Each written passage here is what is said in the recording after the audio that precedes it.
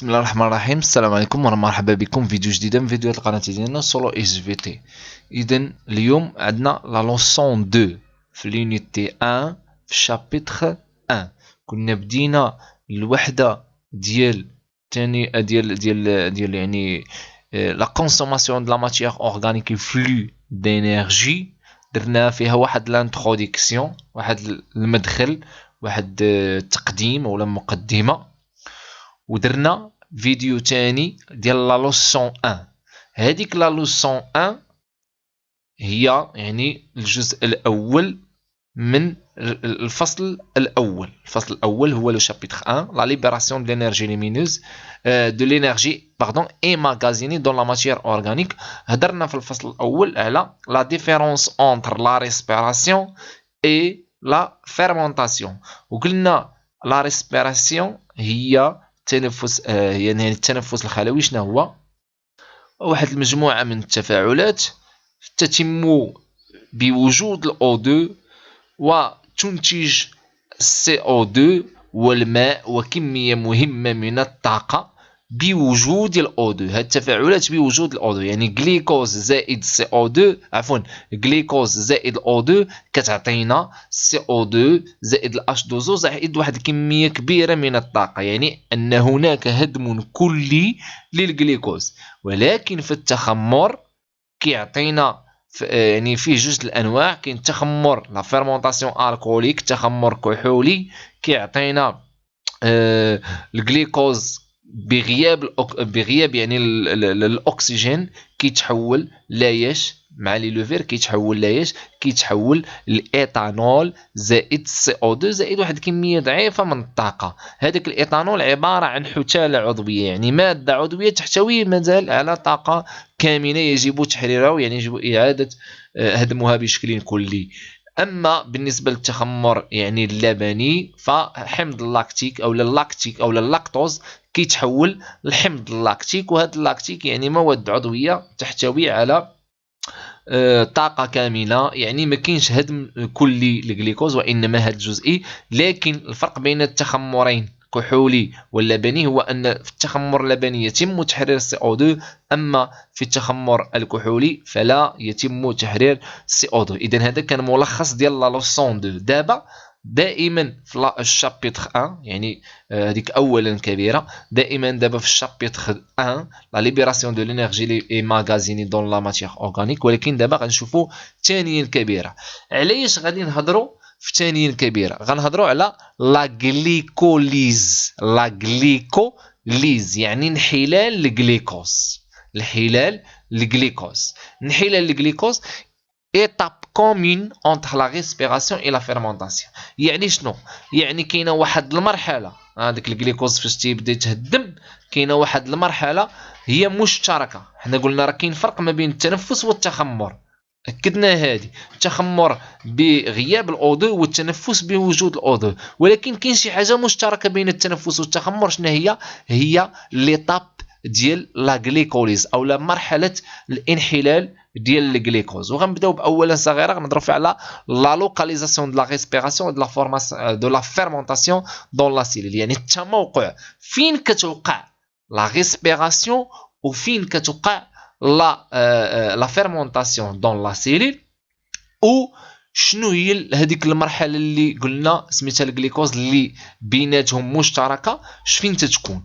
الوغ عندنا دي دوني اكسبيريمونطال، دونك تبعوا معايا لو دوكيمون 3 لا لوكاليزاسيون دو لا ريسبيراسيون اي دو لا فورمونطاسيون دون لا سيلول. بغينا نعرفوا من هذه التجربه التموقع ديال التخمر والتموقع ديال التنفس في لا سيلول. ensuite voir comment évoluent les populations de levure et certains paramètres de milieu aérobiose et anaérobiose. مفهوم؟ يعني بغينا نشوفوا كيفاش كتطور الساكنه ديال الخمائر في وسط حي هوائي وفي وسط حي لا هوائي. Pour cela, les levures ont été placées dans un milieu de culture contenant يعني شدينا لي ليفير درناهم في واحد الميليو دو كولتور، في واحد الوسط زرع كونتونون لي غليكوز، فيه الجليكوز. يعني اول حاجه عندنا جوج د الاوساط ديال الزرع بجوجهم فيهم الجليكوز وبجوجهم فيهم الخمائر.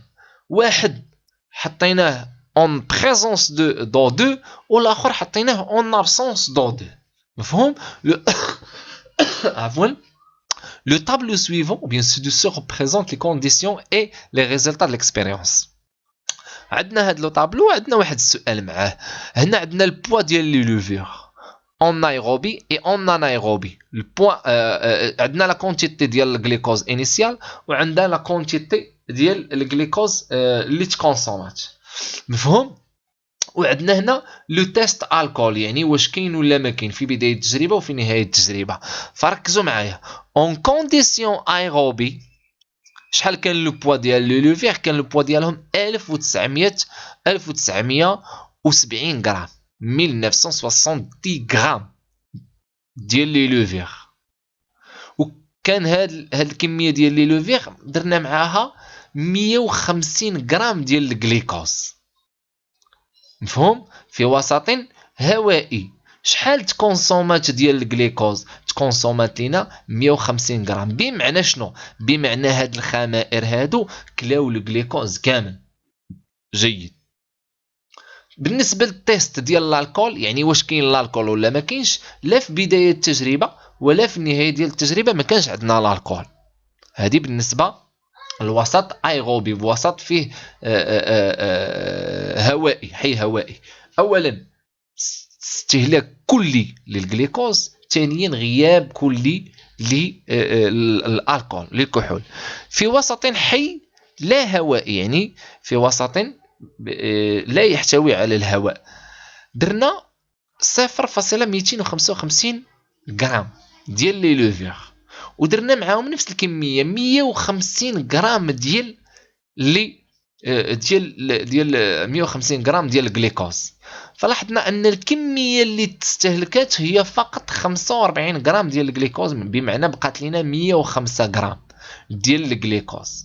ولكن في النهايه ما لقيناهاش على شكل جليكوز، ولكن لقيناها على شكل الكول. يعني في بدايه التجربه ما كانش عندي الكول، ولكن في نهايه التجربه لقيت عندي الكول. بمعنى هاد 150 غرام ديال الجليكوز اللي عطينا لهاد 0.255 غرام ديال لي لوفير، 45 من هاد 150 غرام تستهلكات. شنو بقات 105 غرام. هاد 105 غرام كأننا نقول انها تحولت مثلا الى الكول. اذا هذا فقط تحليل بسيط. indiquer les informations que l'on peut tirer de ces résultats. شنو هما les informations qu'on peut tirer? Donc on peut dire que en condition anaérobie, ou bien en condition aérobie tout d'abord, il y a une absence de l'alcool, soit au début ou bien à la fin de l'expérience. La quantité de glucose est totalement consommée, alors qu'en condition anaérobie, seulement 45 grammes de glucose qui a été consommé avec la présence de l'alcool à la fin de l'expérience. هذا تحليل او les informations اللي يمكن نخرجوا، ما يمكنش نخرجوا من غير هذا الشيء. On observe les cellules de levure cultivées sur un milieu nutritif riche en eau. شنو كنشوفوا هنا؟ كنشوفوا الخلايا ديال الخمائر اللي زرعناها في واحد الوسط غني بالاو 2، milieu aérobie et sur un milieu nutritif dépourvu de 2، يعني في وسط اخر ولكن فقير الى الاو 2، يعني وسط ما فيهش الاو 2. يعني عندنا هنا دو ميليو، يعني اللي فقير او 2 هو الانايروبي. لو شيما سوديسي représente les électronographies de cette observation. الملاحظات، النتائج اللي عندنا في هذا هو الملاحظه. عندنا لا فيغور 1 وعندنا لا فيغور 2. في لا فيغور 1 عندنا هاد ليليمون اللي كبير هنايا في لا فيغور 1 وسوا في لا فيغور 2. هاد ليليمون اللي كبير هنايا هذا سي ان نوايو. وعندنا هنا هاد لي بوتي ليليمون هادو اللي بالكحل هنايا، هادو كنسميوهم هادو دي زورغانيت كنسميوهم لي ميتوكوندري، وهادو اللي بالابيض هادو سون دي فاكيول. ولكن الا جينا نلاحظوا لو نوايو تقريبا قد غير هو الفرق لي فاكيول حتى هما تقريبا غير يعني هنا لي فاكيول صغارين، هنا لي فاكيول كبارين، هنا عدد كبير ديال لي فاكيول وهنا عدد قليل ديال لي فاكيول. ولكن الا لاحظنا اللي اساسي هنا هو هاد العناصر اللي بالاسود اللي كنشوفوها هنايا.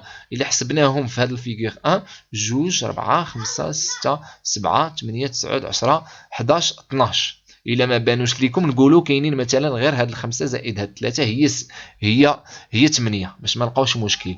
اما الا جينا لا فيغور 2 فغنلقاو تقريبا 1 2 3 4 العدد ديالهم صغير، العدد ديالهم قليل والحجم ديالهم صغير. اما في الفيغور 1 فالعدد ديالهم كثير والحجم ديالهم كبير. هادو الميتوكوندريات. يعني دابا كنقارنوا الفرق بين الفيغور 1 والفيغور 2. كومباري لي دو سيلول، هادشي اللي درنا، قارنا لي دو سيلول. لا ديفيرونس ديالهم، لا فرق اللي كاين بيناتهم هو هاد لي ميتوكوندري دون لا فيغور 2 سون موان نومبرو اي يعني عندهم ان نومبر تري فaible، لو نومبر ديالهم تري فaible ainsi que la taille elle est très faible, alors que dans la figure 1 le nombre et la taille sont très importants. Alors, comparer les deux cellules, dernière la comparaison, et déduisez la relation entre le type de métabolisme et la présence des mitochondries. يعني قارن لي او لا وجد العلاقه، ديدويزي حدد العلاقه بين نوع الميتابوليزم، نوع الميتابوليزم ماشي نوع الميتابوليزم ماشي واش هو ايروبي ولا انايروبي. نوع الميتابوليزم هو واش فيرمونطاسيون ولا ريسبيراسيون.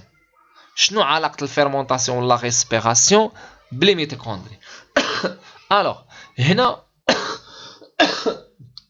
هنا بحال كفرضيه نقدروا نقولوها. شنو هي ان البلاصه اللي فيها الميتوكوندريات بزاف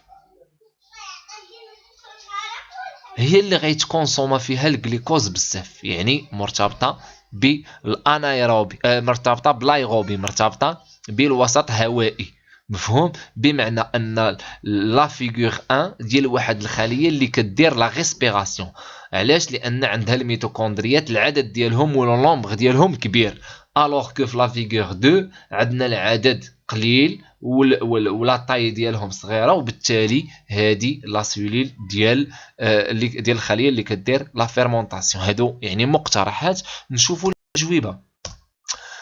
اون ميليو ايروبي، دونك هنا يعني باش نجاوبوا على السؤال الاول اللي هو قال لك انديكي لي زانفورماسيون كون بو تيري ا بارتير دو سي ريزولتا.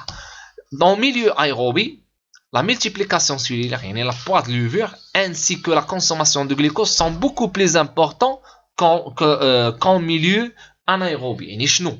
يعني التكاثر ديال الخلايا ديال لي لوفير في وسط حي هوائي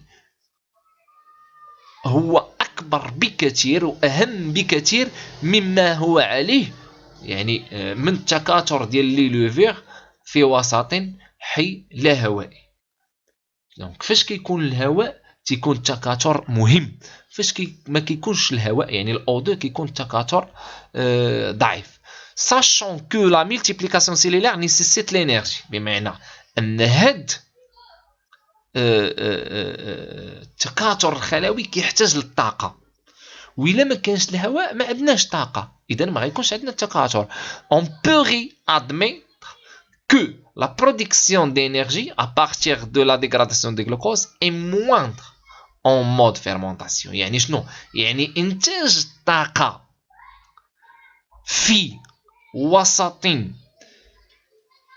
حي لا هوائي ضعيف بالمقارنة مع في وسط حي هوائي. يعني انتاج الطاقه في التخمر او في لا فيرمونطاسيون ضعيف، انتاج الطاقه في لا ريسبيراسيون اللي تري امبورطون. دابا عرفنا علاش لا ديغراداسيون دو غلوكوز اون انايروبيوس اي انكومبليت et il se forme de l'alcool éthylique ou éthanol. يعني عندنا واحد الحثاله عضويه. L'observation microscopique électronique ou bien en microscope électronique montre que les deux levures présentent un noyau et des vacuoles. يعني هاد الملاحظة المجهرية ديال المجهر الإلكتروني كتبين لنا بأن لي لوفير بجوج، يعني الخلايا ديال لي لوفير سواء الفيغور أو لا فيغور بي بجوجهم عندهم دي فاكيول، عندهم دي نوايون. مي سول لا لوفيغ ايون سيجورني دون دي كونديسيون ايروبي، يعني لي لوفيغ اللي كاينين في واحد الوسط او اللي درناهم في وسط زرع هوائي، غوفولي دو نومبروز ميتوكوندري، يعني فيهم واحد العدد كبير ديال لي ميتوكوندري بيان ديفلوبي، يعني لا طاي ديالهم كبيره دون لو سيتوبلازم. باغ كونطخ سيل ايون سيجورني، يعني هذوك اللي كانوا دون دي كونديسيون انايروبي، في كانوا في وسط حيله هوائي، مونطخ دي ميتوكوندري بو ابوندون، يعني اللي كانوا في وسط حي لا هوائي لي ميتوكوندريات ديالهم العدد ديالهم بو ابوندون، يعني ضعيف، العدد ديالهم قليل، اي دو بوتيت طاي، يعني لا طاي ديالهم او الحجم ديالهم صغيره. وبالتالي شنو تنقدروا نقولوا؟ تنقولوا بان لا ريسبيراسيون اي لا بريزونس دي ميتوكوندري سون ليي، يعني فاش كنهضروا على لا ريسبيراسيون كنهضروا على لا بريزونس ديال الميتوكوندريات، او لا ريسبيراسيون مرتبطه بالتواجد ديال الميتوكوندريات. لو مود فيرمونطاسيون ne nécessite pas de mitochondries, c'est-à-dire que ces derniers, les mitochondries sont des organes cellulaires impliqués dans les respirations cellulaires. Donc ceci, c'est comme un bilan. Alors on va voir le vrai bilan. Il y a deux types de réactions chimiques permettant d'extraire l'énergie responsable du fonctionnement cellulaire. Donc la première catégorie, c'est la respiration cellulaire. C'est une oxydation complète de manière organique, c'est-à-dire de glucose, en milieu aérobie. Il nécessite l'intervention des mitochondries. Donc sans mitochondries, on ne peut pas parler de la respiration cellulaire, ainsi que sans ou bien sans oxygène, on ne peut pas parler de la respiration cellulaire. C'est-à-dire que l'oxydation complète de la matière organique, par exemple les glucoses, nécessite obligatoirement un milieu aérobie, c'est-à-dire la présence d'oxygène, et elle nécessite aussi obligatoirement l'intervention des mitochondries en très grand nombre et en très grande taille. D'autre côté, on parle de la fermentation. Donc, dans le côté opposé, on parle de la fermentation. C'est une oxydation, mais cette fois-ci, c'est incomplète, c'est-à-dire une oxydation partielle de matière organique en milieu anaérobie. Il se déroule dans l'hyaloplasme، يعني في الجبلة الشفافة أو لا خارج، إلا بغينا نقولوا خارج الميتوكوندريا. دونك هنايا qu'il s'agisse de la respiration ou bien de la fermentation، يعني سواء تعلق الأمر بالتخمر أو التنفس، la dégradation des métabolites débute dans l'hyaloplasme، يعني كاينه واحد المرحله اللي هي مشتركه بين التنفس والتخمر، هي كتسمى مرحله انحلال الجليكوز. هذه المرحله ديال انحلال الجليكوز تتم على مستوى الجبله الشفافه او لا على مستوى اليالوبلازم. شنو هي الجبله الشفافه؟ هو السيتوبلازم ناقص جميع العضيات اللي كاينين فيه. علاش؟ لان السيتوبلازم كيجمع لينا واحد السائل اللي هو اليالوبلازم، وكيجمع لينا معاه الميتوكوندري، لاباري دو غولجي، لي نوايو، كلشي هذوك لي زورغانيت. الا حيدنا لي زورغانيت من السيتوبلازم تيبقى لينا غير اليالوبلازم اللي هو الجبله الشفافه. دونك لا ريسبيراسيون سيلولير اي لا فيرمونطاسيون قلنا الفرق بيناتهم، ولكن هاد لا ريسبيراسيون اي لا فيرمونطاسيون بجوج بيناتهم كاينه واحد ليتاب كومي، واحد المرحله مشتركه اللي هي كتسمى لا غليكوليز، يعني كتسمى انحلال الجليكوز، مفهوم؟ واللي هي غادي نشوفوها من بعد، اللي كيتحول فيها الجليكوز من C6H12O6 الى 2 حمض البوروفيك، يعني من واحد الجزيئه اللي فيها 6 ذرات ديال الكربون الى جزيئتين اللي فيهم كل وحده فيها 3 ديال الذرات ديال الكربون. دونك شنو هما لي زيتاب ديال هاد لا غليكوليز اللي تنهضروا عليه هنا؟ شنو هما لي زيتاب ديالو؟ اللي قلنا ان الجليكوليز عندي واحد 3 ذرات اولا عندي واحد 6 يعني جزيئه ديال الجليكوز فيها 6 ذرات. الو اولا نتعرفوا بعدا على لا ستركتير ديال الجليكوز ولا ستركتير ديال الاي تي بي، نتعرفوا غير على لا ستركتير. عندي دو فيغور، لا فيغور 1 اللي هي هذه كنشوفوا عندي واحد لا جزيئه سيكليك، ولا فيغور 2 اللي هي هذه. دونك فيها عندي تقريبا 3 الجزيئات سيكليك وحده لينيير مرتبطين بيناتهم واحد مجموعه من الروابط، غنحاولوا نفرقوا بيناتهم. هذه الا حسبنا فيها 1 2 3 4 5 6. دونك 6 الجزيئات ديال الكربون، عفوا 6 الذرات ديال الكربون. دونك هاد النقاط 1 2 3 4 5 6 6 الجزيئات ديال الكربون.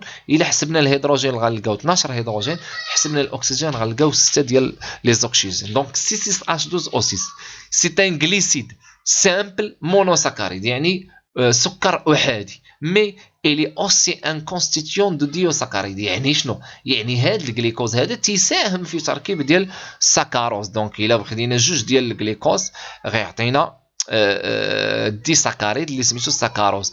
اولا الا خدينا بزاف ديال الجزيئات ديال الجليكوز مرتبطين بيناتهم كيعطيونا ان بوليساكاريد اللي سميتو الجليكوجين، واللي هو اللي كيتخزن عندنا في الكبد. يعني الكبد فيها الجليكوجين. Le glycose possède des isomères comme le fructose et le mannose. يعني كاين واحد الوحدات سكريه مشابهه للجليكوز اللي هما الفريكتوز اي لو مانوز. هذا بالنسبه للوحده الثانيه. بالنسبه للفيغور 1. بالنسبه للفيغور 2 عندنا هنا واحد الجزيئه مناش كتكون. هذه هي هاد لاشتريكشير فايت شفناها في السيزيام في الدرس ديال لا فوتوسينتيز، يعني شفنا كيفاش كيتركب الاي تي بي كيف الى اخره. فهذه اللي كتشوفوا في لا فيغور 2 هي واحد الجزيئه ديال الاي تي بي. شنو هي اي تي بي؟ هي ادينوزين ا سيتادير ادينوزين، تي سيتادير 3 تري و بي سيتادير فوسفات. دونك ادينوزين تري فوسفات، اي تي بي سي ادينوزين تري فوسفات. سيتادير ان موليكول كونستيتيو دو لادينين، عندنا فيها واحد لادينين هو هذا موليكول ديال لادينين، وعندنا فيها هاد لادينين مرتبط ليا مع واحد الريبوز، مرتبط ليا مع واحد الريبوز. مفهوم؟ لادينين اللي هو واحد القاعده الازوتيه مرتبطه بواحد السكر خماسي اللي هو واحد لو ريبوز. مفهوم؟ واحد لو سكر. هاد لو سكر اللي اتاشي ان غروبمون فوسفات. هذا غروبمون فوسفات فيه 3 الجزيئات ديال الفوسفات اولا 3 الذرات ديال الفوسفات. دونك l'ATP fournit de l'énergie nécessaire aux réactions chimiques des métabolismes afin de libérer l'énergie, de libérer cette énergie. La molécule d'ATP est clivée par hydrolyse en adénosine, des phosphates et en phosphate. يعني شنو؟ يعني هذه جزيئة ديال ATP ادينوزين ادين اوزين، يعني واحد لادينين مع الريبوز، تري فوسفات يعني 3 الجزيئات ولا 3 الذرات ديال الفوسفات. فاش كيوقع التفكيك ديال هنا اولا فك الارتباط هنا كتولي عندي ادينوزين ولكن دي فوسفات. علاش؟ حيت ما تيبقاش عندها واحد الفوسفات هنا. فاش كتفك هاد الرابطه كتحرر ليا واحد الطاقه، وبالتالي هاد الاي تي بي غادي تفكك على شكل اي تي بي. دونك اي تي بي كتعطينا شنو؟ كتعطينا ا دي بي بلس بي اي، ا دي بي بلس بي اي بلس واحد الكونتيتي ديال الانرجي. دونك لي سيليل utilisent des métabolites énergétiques variés comme les glycides, les lipides, les acides, les aminés, ainsi de suite. Cependant, le glucose représente le métabolisme énergétique essentiel de la cellule. دابا شنو؟ دابا هنا شنو فهمنا؟ ان الخلايا كتستعمل دي ميتابوليت ديفيرون، كتستعمل السكريات، تستعمل الدهنيات، تستعمل الاحماض الامينيه. ولكن لو غليكوز هو الميتابوليت الرئيسي ديال لاسيليل. بمعنى شنو؟ خاص كلشي يمشي في هذاك الاتجاه ديال الجليكوز باش نحللوا لاسيليل. لا تي بي جو ان رول انترميديير انرجيتيك اونتر لي رياكسيون اكزو انرجيتيك اي لي رياكسيون اندو انرجيتيك. يعني هنا الا تي بي كيلعب واحد الدور اساسي باش يحول ليا هذوك لي ليبيد لي غليسيد اللي من غير السكروز من غير الجليكوز يحولهم للسكروز او للمانوز او لشي حاجه اللي هي قريبه للجليكوز او في هذاك الاتجاه ديال لا ديغراداسيون دو جليكوز. مفهوم؟ اذا هنا غادي نتكلموا على اشنو؟ على اولا ان الاي تي بي كيتحول لنا الاي دي بي بلس بي اي زائد واحد الكميه الطاقه. دونك هذه كان اون بارل ايسي دين رياكسيون اوندو انرجيتيك. اوندو انرجيتيك سيتادير غادي تستعمل الاكسجين باش تحرر، تستعمل عفوا الاو 2 الاش 2 باش تحرر لنا الاكسجين، باش تحرر لنا عفوا الطاقه. اذا هنا عندي الاي تي بي فيها الطاقه، كتستعمل الماء باش تفكك باش تحرر لنا الطاقه. كتولي حره وكتفكك هاد البي اي على هاد الا دي بي. يعني كانت ا تي بي ا تريفوسفات ولات ا دي فوسفات زائد بي اي. يعني باش كانت مربوطه هاد البي اي مع الا دي بي بواحد الكميه ديال الطاقه اللي تحركت. فاش كنبغي الجسم يجمع الا دي بي مع البي اي شنو غيخصو؟ تو سامبلومون غتخصو لينيرجي. دونك الا عطينا الا دي بي بلس بي اي واحد شويه ديال الطاقه كيتجمع وكيولي ا تي بي. اذا soit on parle d'une réaction exo-énergétique ou endo-énergétique. Exo-énergétique c'est-à-dire productrice libératrice de l'énergie يعني منتجة للطاقة، تفاعلات منتجة للطاقة. أو نتكلم عن des réactions endo-énergétiques c'est-à-dire consommatrice de l'énergie يعني مستهلكة للطاقة. Donc هنا les étapes de la glycolyse.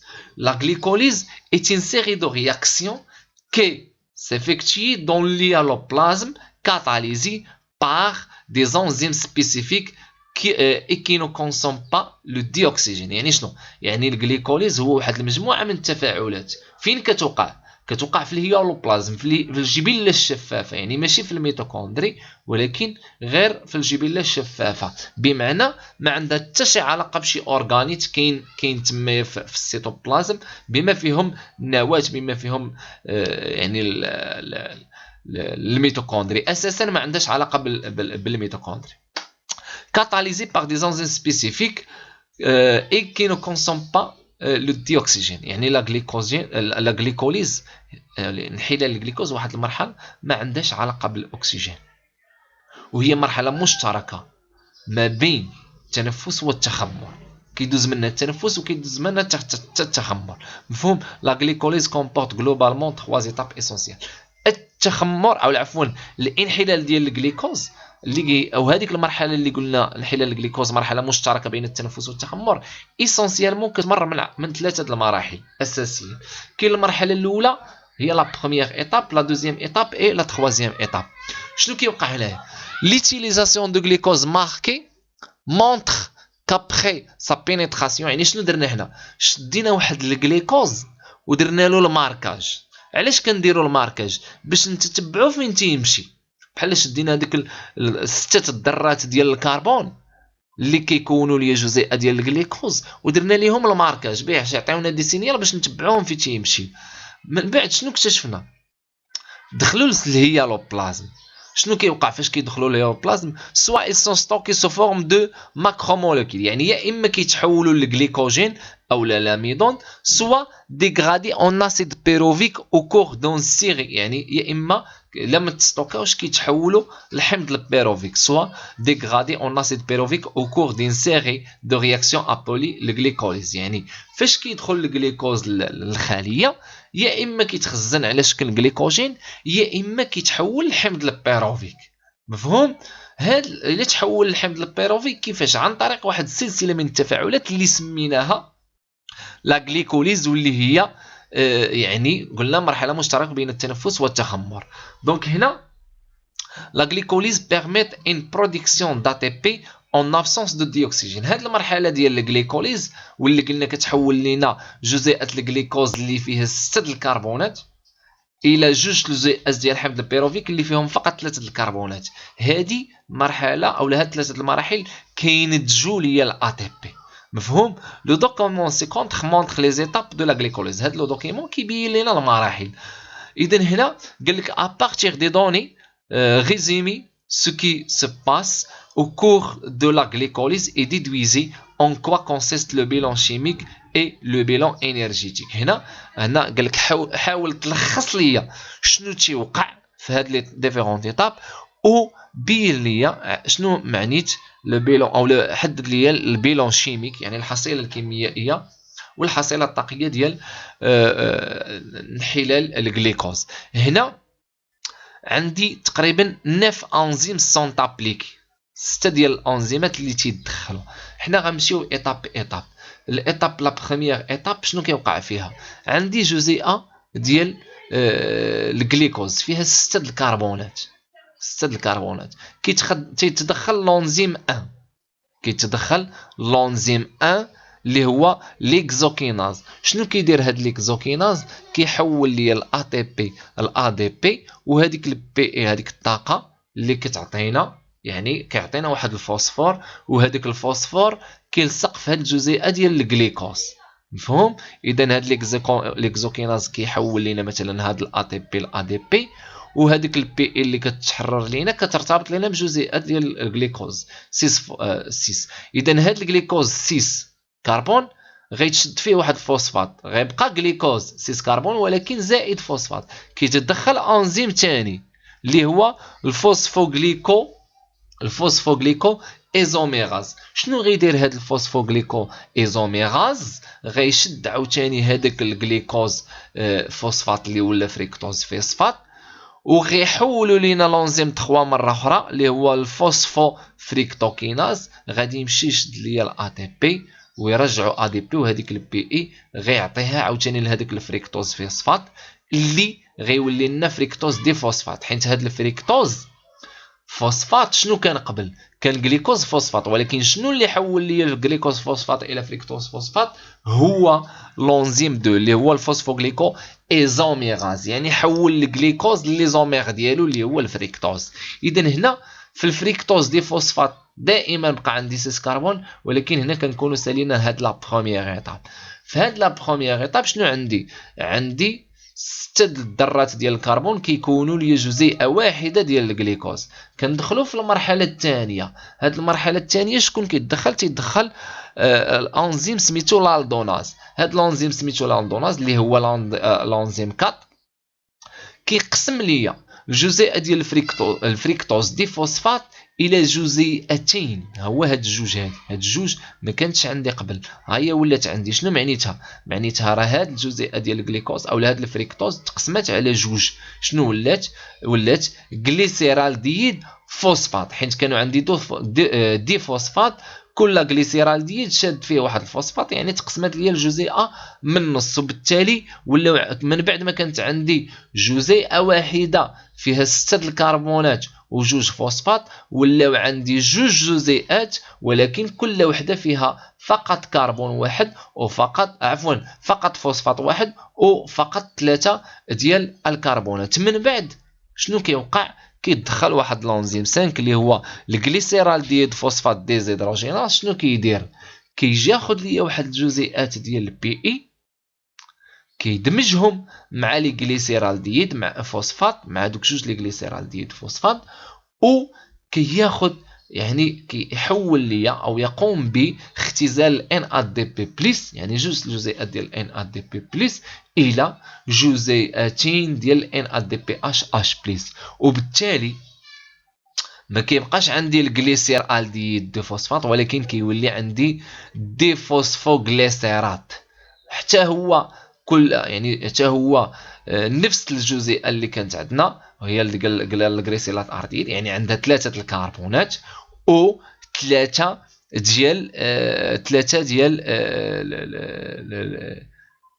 عفوا 3 ديال الكربونات، ولا عندي جوج جزيئات فيهم 3 الكربونات ولكن كان فيهم مع فوسفات واحد.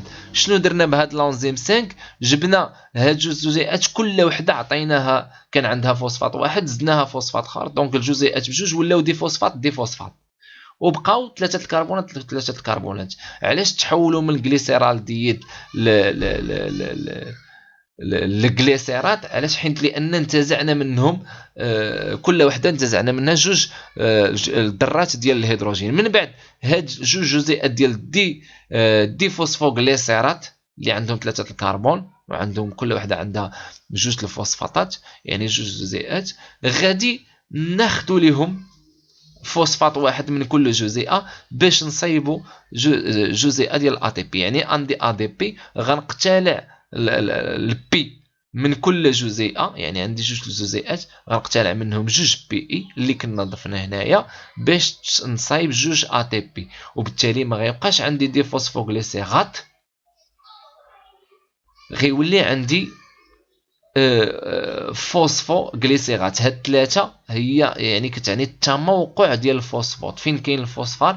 في الكربون 3، يعني جوج الجزيئات كل وحده فيها 3 الكربونات وكل وحده عندها واحد الفوسفات واحد في الكربون 3 من بعد ما كانوا عندهم جوج فوسفاتات. علاش؟ لانه دي فوسفات، لان كل وحده خدينا واحد الفوسفات وصيبنا به اتي بي. وهنا كتسالي المرحله الثانيه وغندخلوا للمرحله الثالثه بواسطه الانزيم سات اللي هو الفوسفوغليسيرات ميتاز. يعني ميتاز غيدير لنا واحد الطفره اولا واحد التغيير. شنو هي؟ وهي ان غيحول لينا يعني هاد الفوسفو غليسيرات غادي تحول الفوسفو فينو بيروفات. غيتحول لنا الفوسفو فينو بيروفات. هاد الفوسفو فينو بيروفات بفضل الفوسفوغليسيرات ميتاز وبفضل لينولاز غيتحول لنا الفوسفوغليسيرات. يعني جوج جزيئات عندهم 3 الكربون غيتحول لنا مره اخرى لجوج جزيئات عندهم 3 الكربون، ولكن هذه المره سميتهم الفوسفو اينول بيروفات. فوسفو اينول بيروفات. هذا الفوسفو اينول بيروفات غادي ناخذوا منه حتى هو جوج ديال البي اي باش غيبقى عندنا غير البيروفات، ما غيبقاش فوسفو اينول، غيولي عندنا غير البيروفات. وهاد جوج لي بي اي غندمجوهم مع جوج الا دي بي باش نصايبوا جوج ا تي بي. اذا هنا تستهلك عندي واحد ا تي بي في المرحله الاولى، وفي المرحله الثانيه يعني تستهلكوا عندي جوج، ولكن في المرحله الثانيه تنتجوا جوج، وفي المرحله الثالثه تنتجوا جوج. وبالتالي استهلاك جوج وانتاج 4، بمعنى 4 ناقص جوج كتعطينا جوج. داكشي علاش سميناها مرحله منتجه للاي تي بي. وبالتالي في الاخير كيبقى عندي كيتعطيني 4 ديال الاي تي بي وجوج ديال حمض البيروفات اللي قلنا هما جزيئات عندهم 3 الكربونات. مفهوم؟ ولكن ما بقى عندهم حتى شي فوسفور. اذا هادو المراحل باش ما نطولش الفيديو ما غاديش نعاودهم، عاودتهم بالتفصيل بلي زانزيم ديالهم. دونك اللي مشات له شي حاجه ما عليك الا تحبس الفيديو وترجع واحد شويه لهاد الفتره اللي فيها مشكل الا كان عندك مشكل. باش نعاودوا نلخصوا هذيك المراحل. ليتاب 1 فورماسيون دو فريكتوز دي فوسفات.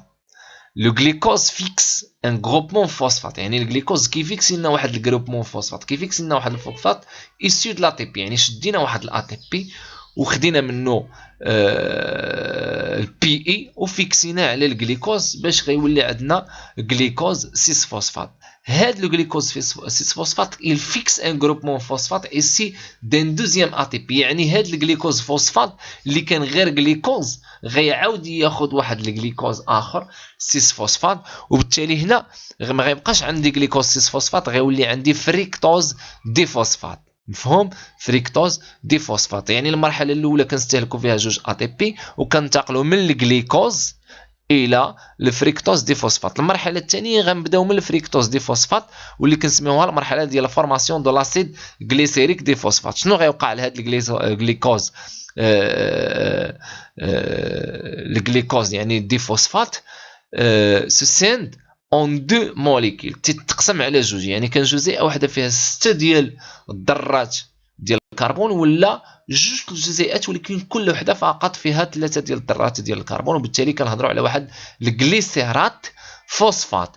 ما بقاش دي فوسفات. علاش؟ لان كانوا عندي جوج في الجزيئه ديال 6 تقسمات على جوج غتعطينا جوج في الجزيئه ديال 3 كل وحده غيمشي معاها واحد فوسفات. وبالتالي كنهضروا على جليسيرات غليسير الديد دي فوسفات. غليسير الديد دي فوسفات يعني دو موليكيل عندهم 3 ديال الكربون كل وحده فيها واحد البي. Chacune des deux molécules C3P est oxydée grâce à une déshydrogénation. يعني كل وحده منهم كتوقع عليها واحد الاكسيداسيون، بالتالي كتفقد واحد الهيدروجين. هذاك الهيدروجين غيمشي يدير لينا لا ريدكسيون ديال ان ا دي بي بلس نيكوتيناميد ادينين دينيكليوتيد. هاد الان ا دي بلس اللي هي واحد الناقله هيدروجينيه. هاد الناقله الهيدروجينيه كتكون في الصيغه المؤكسده، وفاش كيتحول يعني الفريكتوز دي فوسفات الجليسيرات او الجليسير الديد كتاخذ منه واحد الهيدروجين. هاد العمليه كتسمى ديزيدروجيناسيون. يعني كدير له الاكسده وكتاخذ منها الهيدروجين وكتاخذ هذيك الهيدروجينات وكتختزل راسها هي وبوفق التفاعل التالي كتحول لنا من ان ا دي بلس زائد جوج ديال البروتون ديال البروتونات اش بلس زائد جوج ديال الالكترونات اللي غيربطوا لنا هاد البروتونات مع ان ا دي بلس، كتولي عندنا ان ا دي بي اش بلس. Cette réaction d'oxydoréduction est couplée à une phosphorylation، يعني مرتبطة بواحد لا فوسفوريلاسيون او اضافه. الفوسفوريلاسيون هي كنفوسفوريليو، يعني كنلصقوا واحد الذره ديال الفوسفات مع واحد الجزيئه معينه. فوسفوريلاسيون دو دو موليكيل de glycéraldéhyde phosphate pour donner deux molécules ديفوسفوغليسيرات. يعني درنا لهم واحد الفوسفوريلاسيون، درنا اون باراليل مع لا ديزهيدروجيناسيون درنا واحد لا فوسفوريلاسيون هذه لهذوك جوج لي موليكيل اللي ولاو عندنا. ليتاب 3 هي لا فورماسيون دو لاسيد بيروفيك اي لا سانتيز دو لا تي بي، كنصايبوا الحمض البيروفيك وتنصايبوا كذلك ا تي بي. دونك شاك موليكيل من هذوك الجوج ديفوسفوغليسيرات اللي صايبنا في الاخر ديال المرحله الثانيه، كل وحده منهم اللي بيغ سي غروبمون فوسفات، يعني كتطلق هذوك جوج الفوسفاتات اللي عندها، مفهوم؟ وكل وحده طلقت الفوسفاتات اللي عندها، يعني كل وحده عندها في جوج فوسفات، كل وحده طلقت جوج فوسفاتات اللي عندها، يعني غيوليو عندنا 4 ديال الفوسفاتات. وكل وحده من هاد الربعه الفوسفاتات غتلصق بواحد الجزيئه ديال ا دي بي باش غتصايب لينا جزيئه ديال ا تي بي، وبالتالي كنحصلوا على 4 الجزيئات ديال ا تي بي اي دو موليكيل داسيد بيروفيك. هذا الا ما فهمتيش الشيما، فهموني، الا ما فهمتيش الشيما راه هنا هضرنا على هذاك الشيء لغه. تقدر تجمع، يعني تسكريني هاد لابارتي وتسكريني هاد لابارتي، يعني هاد الفيديو، وتحاول تربط بيناتهم باش تزيد تفهم اكثر الا ما فهمتيش. اذا البيلون ديال الجليكوليز والحصيله ديال الجليكوليز شنو هي؟ على فان د لا غليكوليز، يعني في النهايه ديال الجليكوز، يعني بدينا من سي 6 اش 12 او 6 وصلنا ل 4 ا تي بي وجوج اسيد بيروفيك. كيفاش؟ شنو استعملنا؟ شنو سلكنا؟ شنو وقع؟ une molécule de glucose est dégradée en deux molécules d'acide pyruvique. واحد الجزيئه ديال الجليكوز كتحول لجوج جزيئات ديال l'acide pyruvique. La réaction fondamentale de la glycolyse est une déshydrogénation liée à la présence d'un transport d'hydrogène. transporteur d'hydrogène يعني شنو؟ يعني لا غليكوليز شنو هو؟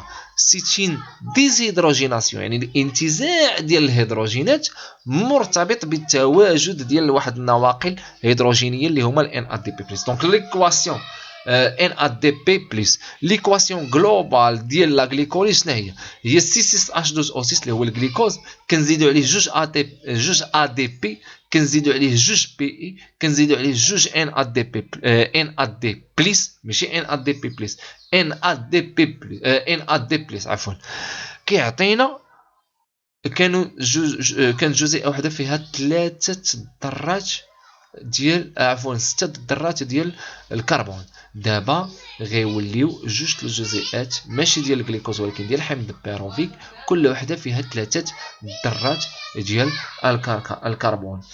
تحيدوا لينا من هنا واحد الفوسفات، هاد لي فوسفات هادو كيرتبطوا مع هاد لي فوسفات هادو كيعطيوني يعني جوج ا تي بي. علاش هنا غتقولوا لي علاش هنا ما كتبناش 4 ا تي بي؟ لان هذه كنهضروا على ليكواسيون جلوبال، وحنا تنعرفوا بان هذاك الجليكوليز شنو وقع فيه؟ راه استهلك واحد جوج ا تي بي ومن بعد نتج ليا 4 ديال الا تي بي. اذا 4 ناقص جوج شنو هي؟ هي جوج، بمعنى راه نتج ليا فقط جوج ديال ا تي بي. علاش؟ حيت واحد جوج كنستهلكهم، ولكن نتجت ليا شي حاجه اخرى، اولا ماشي نتج وانما شارجا ليا شنو؟ عبأ ليا النواقل اللي هما الان ا دي بي بلس، ولات عباره عن جوج الجزيئات ديال الان ا دي بي اش بلس. غنشوفوا من بعد بان هاد الجزيئات ديال الان ا دي بي اش بلس غير وحده فيهم كتعطينا 3 ا تي بي، بمعنى هاد المرحله ديال الجليكوز هنا عندي 6 ا تي بي وهنا عندي جوج ديال ا تي بي هي 8 ا تي بي، بمعنى المرحله ديال الحين الجليكوز كتنتج ليا 8 ديال ا تي بي. دونك cette oxydation est incomplète. علاش؟ حيت حمض البيروفيك مازال فيه ماده عضويه، مازال فيه الكربون والهيدروجين والاكسجين. اذا سيتين اوكسيداسيون انكومبليت. يعني شنو؟